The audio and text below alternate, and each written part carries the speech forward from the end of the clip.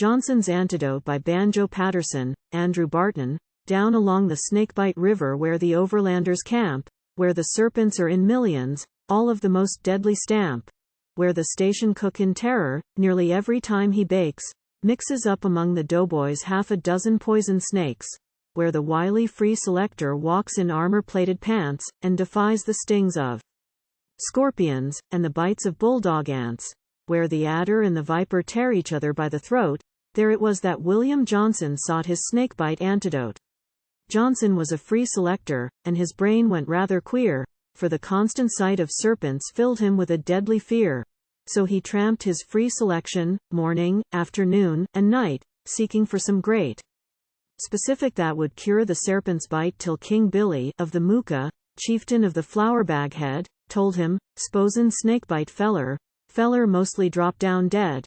S'posen snakebite old goanna, then you watch a while you see old goanna cure himself with eating little feller tree."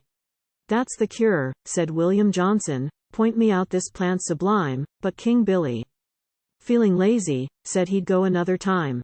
Thus it came to pass that Johnson, having got the tale by rote, followed every stray goanna seeking for the antidote. Loafing once beside the river, while he thought his heart would break, there he saw a big goanna fight with a tiger snake. In and out they rolled and wriggled, bit each other, heart and soul, till the valiant old goanna swallowed his opponent whole. Breathless, Johnson sat and watched him, saw him struggle up the bank, saw him nibbling at the branches of some bushes, green and rank, saw him, happy and contented, lick his lips, as off he crept, while the bulging of his stomach showed where his opponent slept. Then a cheer of exultation burst aloud from Johnson's throat. "Luck at last," said he, "I've struck it. 'Tis the famous antidote. Here it is, the grand elixir, greatest blessing ever known. 20,000 men in India die each year of snakes alone. Think of all the foreign nations, Negro, Chow, and Blackamoor, saved from sudden expiration by my wondrous snakebite cure. It will bring me fame and fortune. In the happy days to be, men of every clime and nation will be round to gaze on me, scientific men in thousands, men of mark and men of note, rushing down the Mooki River, after Johnson's antidote. It will cure delirium tremens when the patient's eyeballs stare at imaginary spiders, snakes which really are not there. When he thinks he sees them wriggle, when he thinks he sees them bloat, it will cure him just to think of Johnson's snakebite antidote." Then he rushed to the museum, found a scientific man, "Trot me out a deadly serpent, just the deadliest you can.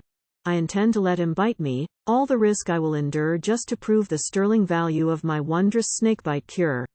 Even though an adder bit me, back to life again I'd float. Snakes are out of date, I tell you, since I've found the antidote." Said the scientific person, "If you really want to die, go ahead, but, if you're doubtful, let your sheepdog have a try. Get a pair of dogs and try it, let the snake give both a nip. Give your dog the snakebite mixture, let the other fellow rip. If he dies and your survives him, then it proves the thing is good. Will you fetch your dog and try it?" Johnson rather thought he would. So he went and fetched his canine, hauled him forward by the throat. "Stump, old man," says he, "we'll show them we've the genuine antidote." Both the dogs were duly loaded with the poison gland's contents. Johnson gave his dog the mixture, then sat down to wait events. "Mark," he said, "in 20 minutes Stump'll be a rushing round, while the other wretched creature lies a corpse upon the ground." But, alas for William Johnson!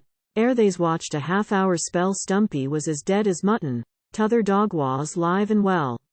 And the scientific person hurried off with utmost speed, tested Johnson's drug and found it was deadly poison weed.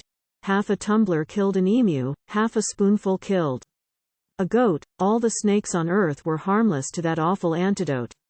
Down along the Mooki River, on the overlanders' camp, where the serpents are in millions, all of the most deadly stamp, wanders, daily, William Johnson, down among those poisonous hordes, shooting every stray goanna, calls them black and yaller frauds.